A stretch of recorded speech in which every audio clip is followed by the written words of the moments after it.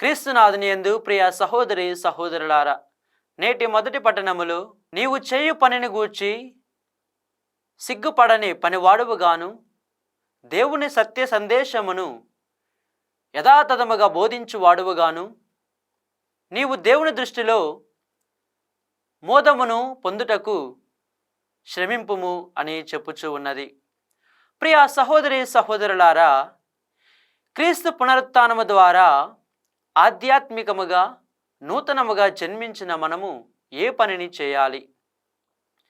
క్రైస్తవులుగా జీవిస్తూ పిలువబడుతున్న నీవు నేను క్రీస్తు యొక్క వాక్కును ప్రపంచ నలుమూలలా ప్రకటించాలి. క్రీస్తు వాక్కు అయిన మార్గమును పునీత పౌలు గారి వలె క్రీస్తు కోసం శ్రమించాలి. అదే విధముగా నేటి సువార్త పఠనం మనం పరిశీలించినట్లయితే దేవుడు రెండు ప్రధానమైన ఆజ్ఞలు మనకు తెలియజేస్తూ ఉన్నారు.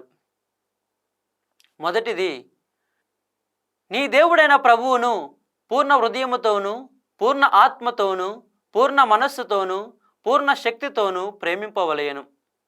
రెండవది, నిన్ను నీవు ప్రేమించుకున్నట్లే నీ పొరుగు వారిని ప్రేమింపుము. ప్రియ సహోదరి సహోదరులారా, నేటి సమాజంలో మానవుని యొక్క ఆలోచనలు, కోరికలు, ప్రేమలు అన్నీ కూడా సకల వస్తువుల మీద ఉన్నాయి.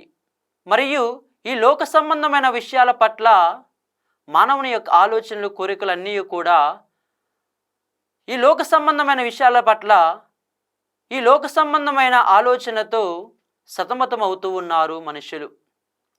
ప్రియ సహోదరి సహోదరులారా, దేవుని బిడ్డలుగా మనం పరిగణించబడాలంటే మన దేవుడైన ప్రభువును పూర్ణ హృదయముతోనూ, పూర్ణ ఆత్మతోనూ, పూర్ణ మనసుతోనూ, పూర్ణ శక్తితో